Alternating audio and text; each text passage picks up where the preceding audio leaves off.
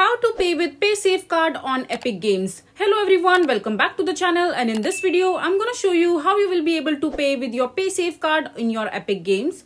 So first of all, just open your Epic Game Store, and after that just simply log into your account using your credentials. And once you're logged in into your account, just hover to the search bar right here on the left hand side of the window, and after that just search for the product or the thing that you would want to buy on your Epic Game Store, which could be a game or V-Bucks or gift card or anything that you would want to buy. For example, I want to buy some V-Bucks in my Epic Game Store, and after that just simply search for it.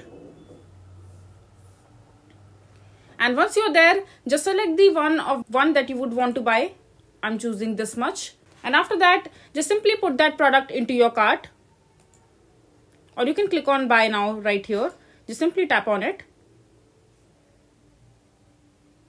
And after that, the checkout page will open up for you, where you have to enter the checkout details and enter your payment method as well.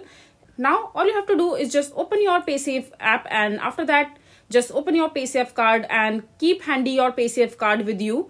And just simply copy the number of the Paysafecard that you have and the CVC code and expiry date and other details.